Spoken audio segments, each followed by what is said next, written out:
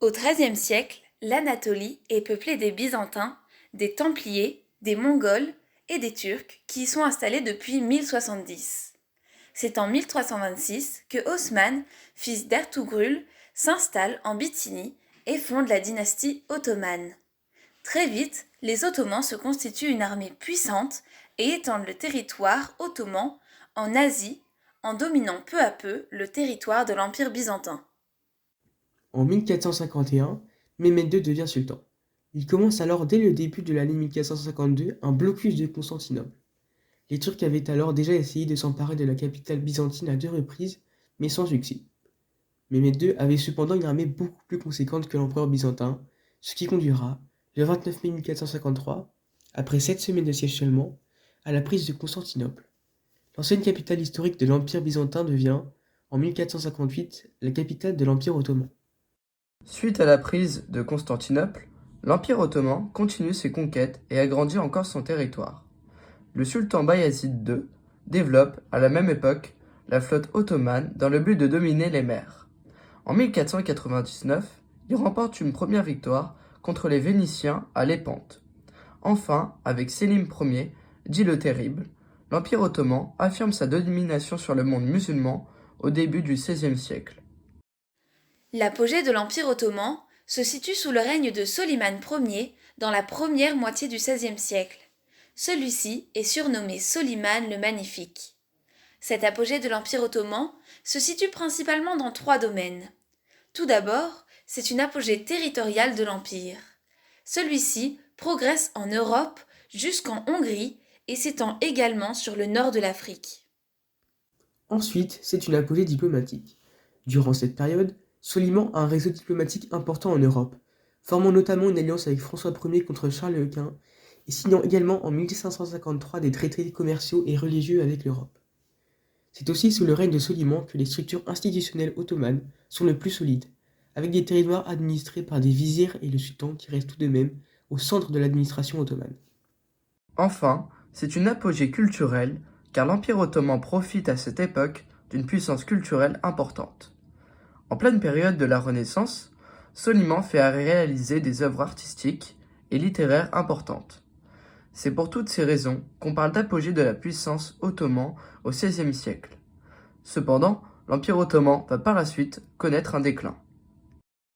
Le déclin de l'Empire ottoman s'amorce après le XVIe siècle avec un nombre important de crises.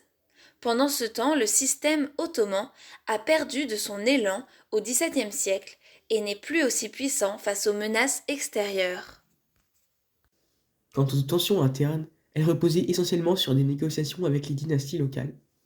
Après plusieurs conflits tout au long du siècle, le traité Kushok-Kenajra de 1774 a forcé le sultan à céder une grande partie de son territoire à la Russie. Mais cet accord était important pour la popularité ottomane en Europe. Dans les années 1720, le gouvernement ottoman peinait déjà ses dettes, tout en s'intéressant aux idées venues d'Europe. La société urbaine a évolué au fil du temps sans se confronter directement aux nouvelles idées venues de l'Occident. Ainsi, représente une période de déclin inévitable, et le XVIIIe siècle place l'Empire directement face aux problèmes posés par l'Europe. En 1794, l'armée entame une période de réforme qui passe au modèle français de conscription. La première vague de réformes, lancée en 1826 sous Mahmoud II, débute par la menace de l'Égypte. La charte Gül-Hanê, en 1839, fait entrer l'Empire dans l'ère des Tanzimat, avec des réformes portant avant tout sur la fiscalité, la conscription et la justice. Ces réformes britanniques ont été confirmées par la guerre de Crimée de 1856 lorsque l'Empire ottoman a fait face à la Russie. Le changement d'architecture, notamment au niveau des palais de style européen, révèle cette forme de soumission intellectuelle vers l'Europe.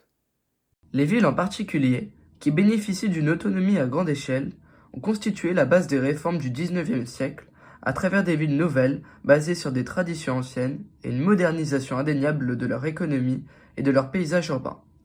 Le démembrement de l'Empire, selon le tsar Nicolas Ier, l'homme malade de l'Europe, a commencé. Les puissances européennes ont fait de l'Empire ottoman une arène compétitive en soutenant le nationalisme. Depuis lors, Les réformes menées par les jeunes Turcs, inspirées par la centralisation et la rationalité à la française, ont marqué l'aboutissement d'une forme de mouvement qui risquait d'entrer en conflit avec les forces traditionnelles locales qui constituaient la vie impériale. Il y a un lien entre l'accent mis sur le nationalisme et le désir des jeunes Turcs de construire l'Empire ottoman, tandis que les minorités ont plus de moyens de s'exprimer. Les Albanais, en particulier les piliers du régime ottoman, étaient mécontents des tentatives d'alignement du régime central. L'existence des jeunes Turcs s'est terminée en 1912. Après le déclenchement de la guerre, l'Empire ottoman a cessé d'être la principale menace, mais a conservé sa puissance militaire, sa situation stratégique et son influence sur le monde musulman. Entre appel au djihad contre les Alliés et soutien militaire allemand, la guerre est vite perdue malgré le succès des Dardanelles. La guerre a finalement fourni aux Alliés l'occasion d'achever la désintégration de l'Empire. Premièrement, l'expansion ottomane a causé une révolution culturelle en Europe, la Renaissance. En effet, les Turcs provoquent la chute de l'Empire byzantin, qui tombe après la prise de Constantinople en 1453 et qui signe la fin d'un empire millénaire très influent dans le monde occidental et oriental. Ce grand vide laissé derrière l'Empire byzantin ne pose désormais plus de barrières entre les puissances musulmanes et chrétiennes, et plus important encore, entraîne un renouvellement culturel hérité de l'Antiquité vers l'Italie et l'Europe occidentale. Cette date est donc considérée comme une rupture avec le Moyen Âge et le début de la Renaissance, forcée par Mehmed II et son nouvel empire. Les Ottomans, qui empêchent désormais le commerce entre occidentaux et indiens par le Byzance, les obligent à devoir trouver une nouvelle voie.